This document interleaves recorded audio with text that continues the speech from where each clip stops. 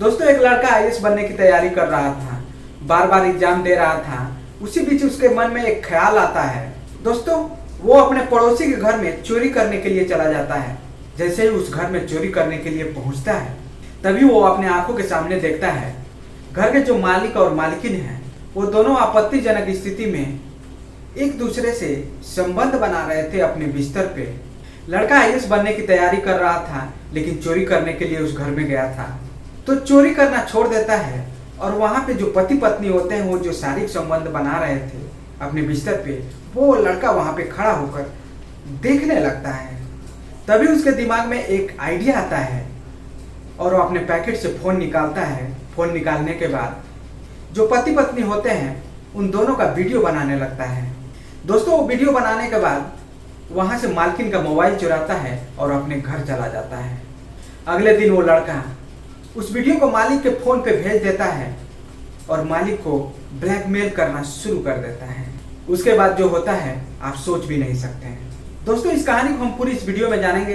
तो दोस्तों यदि आप हमारे चैनल पर नए हैं तो चैनल को सब्सक्राइब कर लीजिए ताकि हमारा हौसला बढ़ता रहे और हम इसी तरह की नई नई कहानियाँ आप लोगों के लिए लेकर आते रहें। दोस्तों ये घटना उत्तर प्रदेश की छत्तीसगढ़ की है और ये वाकया जो है 28 जून 2024 का है, जब एक पति पत्नी सुबह का टाइम था, थाने पे पहुंचते हैं और वहाँ पे कंप्लेन दर्ज कराते हैं। तो वहाँ के जो थानेदार होते हैं, जो दरोगा होते हैं, वो पूछते हैं। फिर वहाँ पे उनका जो कंप्लेन दर्ज किया जाता है, जो पति पत्नी होते हैं उस कंप्लेन में दर्ज कराते हैं कि साहब मेरी पत्नी का मोबाइल रात को चोरी हो गया और सुबह उसी मोबाइल से मेरे पास वीडियो आने लगा। वो वीडियो जो रात को हम पति पत्नी दोनों शारीरिक संबंध बना रहे थे, वही वीडियो था उस मोबाइल में जो मेरे पास आया था।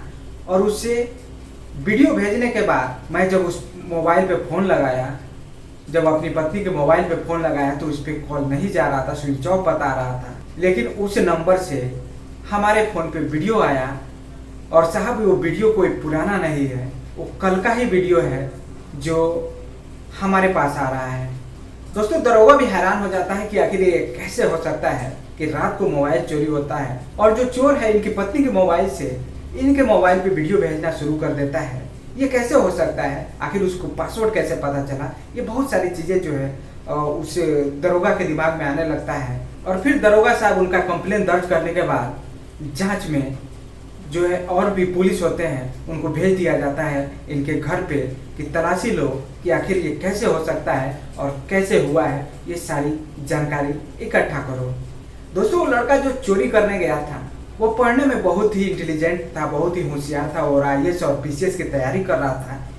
लेकिन ऐसा उसने क्यों किया कि वो एक घर में चोरी करने जाता है, अपने पड़ोसी के घर में चोरी करने जाता है और जब चोरी करने जाता है तो वहाँ पे जो पति पत्नी होते हैं उनको शारीरिक संबंध बनाता देख वहाँ पे खड़ा हो जाता है। वो देखने लगता है और उसका वीडियो बना करके उसके पति को ब्लैकमेल करना शुरू कर देता है। ये बात जब दरोगा साहब को पता चलती है तो वो भी हैरान हो जाते हैं और जब उनकी टीम पहुंचती है, घर की तलाशी लेती है, तो घर की तलाशी लेने के बाद वहाँ पता चलता है कि कुछ ऐसे सबूत नहीं मिलते हैं। सिर्फ वहाँ पे उस घर से उस पत्नी का मोबाइल चोरी होता है और उसके अलावा और कुछ वहाँ पे नहीं मिलता है। दोस्तों उसके बाद जो टीम होती है वो आती है और दरोगा साहब को भी ये सारी चीज़ें बताती है कि ऐसे मामला है और यहाँ पे बस वहाँ से फ़ोन चोरी हुआ है, फ़ोन के अलावा और वहाँ से कुछ चोरी नहीं हुआ है। लेकिन ये कैसे हो सकता है। दोस्तों फिर वहाँ की जो टीम होती है वो भी दिमाग लगाती है कि आखिर ये कैसे हो सकता है और जिस कॉलोनी में ये चोरी हुआ है वो बहुत ही वीआईपी कॉलोनी है और इतने अच्छे वीआईपी कॉलोनी में चोरी कैसे हो सकता है जहाँ पे इतनी सिक्योरिटी है, सबके दरवाजे बंद हैं, कैमरे हैं। तो जो दरोगा साहब होते हैं वो बोलते हैं जाओ और पता करो कि जितने भी सीसीटीवी कैमरे उस कॉलोनी में लगाए गए हैं उसकी फुटेज निकालो और देखो कि ये चोर जो है कब उस घर में घुसा है और चोरी कैसे किया है और उसने क्या क्या और भी किए हैं। सारे सबूत इकट्ठे करो। और जो पुलिस की टीम होती है वो वहाँ पे पहुँचती है। पहुँचने के बाद जो सीसीटीवी कैमरे होते हैं वहाँ के फुटेज निकाले जाते हैं और वहाँ के कानूनी वालों से भी पूछताछ की जाती है दोस्तों दरोगा साहब उस लड़के का नंबर उस कंप्लेन जो दर्ज कराने आए थे उनसे मांगे थे कि जिससे वो ब्लैकमेल कर रहा है, जिसे वो फ़ोन कर रहा है, वो नंबर हमें दीजिए। उसके बाद वो जो नंबर होता है वो सर्विलांस में लगाया जाता है, लेकिन सर्विलांस में वो सही लोकेशन नहीं बता पाता है, जिसकी वजह से उसको पकड़ना मुश्किल हो जाता है। लेकिन जो पुलिस की टीम वहाँ पे पहुँचती है, वहाँ के वीआईपी जो कॉलोनी होता है, वहाँ कॉलोनी में पहुँचने के बाद जो सीसीटीवी कैमरे होते हैं वहाँ चेक होता है, और कॉलोनी के लोग भी बताते हैं कि यहाँ पे चोरियाँ बराबर होती हैं। तो जो सीसीटीवी कैमरा होता है उसमें जो पुलिस की टीम होती है वहाँ पे देखती है, तो वहाँ पे पता चलता है कि रात के 11:30 बजे वो लड़का रास्ते से जा रहा था और मौका पार कर उस गेट को पार करके अंदर घुस जाता है, और घुसने के बाद पूरे 1 घंटे तक उस घर में रहता है, और 1 घंटे के बाद उस घर से बाहर निकलता है और फिर चला जाता है। सीसीटीवी कैमरे में बस इतना ही कैद हुआ था कि वो अंदर कब गया है और कब बाहर आया है। 1 घंटे बाद वो आता है, लेकिन 1 घंटे तक घर में क्या किया है इसका कोई पता नहीं चलता है, और ना ही इसका कोई सबूत होता है। दोस्तों ये बात जब दरोगा साहब को बताई जाती है तो दरोगा साहब कहते हैं कि ये उसका फोटो है, इस फोटो को लो और उस कॉलोनी में पता करो कि अगर वो इस कॉलोनी में कभी दिखा हो या कभी चोरी करते हुए पकड़ा गया हो तो वहाँ से कुछ सबूत मिल सकते हैं। तो पुलिस की टीम जो उस फोटो को लेकर के उस कॉलोनी में पहुँचती है तो पता चलता है कि जहाँ पे चोरी हुआ है उसी के 1-2 घर के पीछे उस लड़के का घर है। जब इतनी बात पता चलती है तो उसके घर पे छापेमारी होती है, और छापेमारी के बाद उस लड़के को घर से ही गिरफ्तार किया जाता है। गिरफ्तार करने के बाद पुलिस थाने ले जाती है। थाने ले जाने के बाद वहाँ से पूछताछ किया जाता है। दरोगा साहब जब उससे पूछताछ करते हैं कि तुमने मोबाइल चोरी क्यों की और तुमने वीडियो क्यों बनाया, तो वो लड़का बताता है कि साहब मैं IAS-PCS की तैयारी करता हूँ और मैं कई बार एग्ज़ाम दे चुका हूँ, लेकिन मैं हर बार फेल हो जाता हूँ, कभी मैं पास नहीं हुआ हूँ, और कई बार मैंने काम करने की भी कोशिश की है, और जब मैं काम करने गया तो वहाँ से 8 से 10 घंटे खटाते हैं, जिससे कि मेरे से हो नहीं पाता है। इसीलिए मैं इस तरह के काम में इंटरेस्ट लेने लगा और चोरियाँ करने लगा। फिर दरोगा साहब पूछते हैं कि अच्छा तुमने चोरी कैसे की, और फिर तुम्हारा क्या मकसद था कि तुमने वीडियो भी बना लिया और उसे ब्लैकमेल करना शुरू कर दिया। तो लड़का बताता है कि साहब उतने पैसे तो मैं कमा नहीं सकता था, और मैं IAS-PCS की तैयारी कर रहा था, तो मुझे पैसे की ज़रूरत थी। उसके बाद मैं सोचा, मेरे दिमाग में आइडिया आया, और उसके बाद मैं चोरी करने के लिए अपने पड़ोसी के घर में पहुंच गया। जब पड़ोसी के घर में पहुंचा तो मैंने कभी ऐसा अपनी ज़िंदगी में देखा नहीं था, कभी ऐसा सीन नहीं देखा था।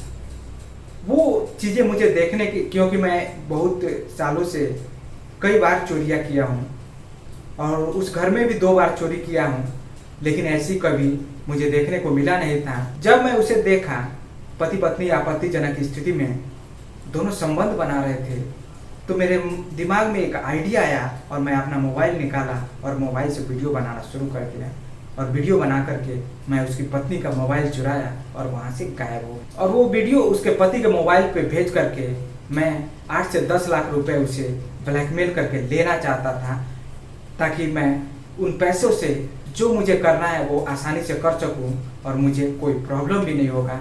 इसलिए मैं ये करने के लिए कोशिश किया। तो पुलिस में कंप्लेन करेंगे। फिर दरोगा साहब वहाँ पे उस लड़के को 2-3 थप्पड़ मारते हैं, और उसके बाद फिर पूछते हैं अच्छा तू ये बताओ कि तुमने सिविल सर्विस की तैयारी यानी कि IAS-PCS की तैयारी कब से कर रहे हो। तो लड़का बताता है कि मैंने कभी IAS-PCS की तैयारी की ही नहीं, सिर्फ ये मेरा नाम चलता है कि मैं IAS-PCS की तैयारी किया हूँ, और इसकी आड़ में मैं चोरी करता हूँ ताकि किसी को पता ना चले, कोई मेरे पे शक ना करे और मुझे उस नज़र से कोई ना देखे। इसलिए मैं IAS-PCS की तैयारी करे, ये हमारा बहाना है। उसके बाद जो दरोगा साहब होते हैं बोलते हैं कि इसे कस्टडी में डालो और इसे बंद करो, और इसे अधिक से अधिक जानकारी जुटाने की इकट्ठा करो, इसके घर तक जाओ कि आखिर ये और क्या क्या करता है। उसके बाद उस लड़के का फोटो लेकर फिर उस कॉलोनी में पहुंचती है टीम, तो पता चलता है कि ये लड़का एक बार नहीं कई बार चोरी किया हुआ है, और एक घर में नहीं, इस कॉलोनी के जितने भी घर हैं सारे घरों में ये चोरी किया हुआ है। उसके बाद पता चलता है, फिर उसके घर पे छापा मारा जाता है, और छापा मारने के बाद उसके घर से तो बहुत सारे मोबाइल उसके घर में मिलते हैं जो चोरी के होते हैं। उस चोरी के मोबाइल को जब्त कर लिया जाता है। फिर वहाँ टीम पहुँचती है थाने पे, और दरोगा साहब को बताती है कि उसके घर से इतना मोबाइल चोरी का मिला है, और ये बहुत बड़ा चोर है, बहुत दिनों से चोरी करता है। उसके बाद जो दरोगा साहब होते हैं और सख्ती से पूछताछ करते हैं, उसे मारते हैं, पीटते हैं, और पूछताछ करने के बाद वो लड़का पूरा हकीकत बताता है कि मैं कई सालों से चोरी कर रहा हूँ, और चोरी कर कर के मैंने बहुत सारे मोबाइल इकट्ठा किए हैं, बहुत सारे पैसे मैंने अपने पास रखे भी हैं। फिर उस लड़के पे अलग अलग धाराएं लगा करके उसे जेल भेज दिया जाता है, और जो वो वीडियो बनाया था वो वीडियो जो है उसके मोबाइल से डिलीट कराया जाता है, और उस पति पत्नी का मोबाइल जो होता है वो भी वापस किया जाता है, और उसके जो वीडियो हैं वो सारे डिलीट कर दिए जाते हैं। उसके बाद उस लड़के को जेल भेज दिया जाता है। तो दोस्तों ये कहानी आप लोगों को कैसी लगी कमेंट बॉक्स में जरूर बताइए। दोस्तों ये कहानी सुनाने का मकसद आपके भावनाओं को ठेस पहुंचाना नहीं, आपको जागरूक करना है, क्योंकि आजकल ऐसी घटनाएं समाज में होती रहती हैं। कुछ ऐसे बहरूपिया होते हैं जो किसी न किसी के आड़ में चोरी करते हैं या कुछ ऐसा काम करते हैं। इससे आपको सतर्क रहना है और बच के रहना है।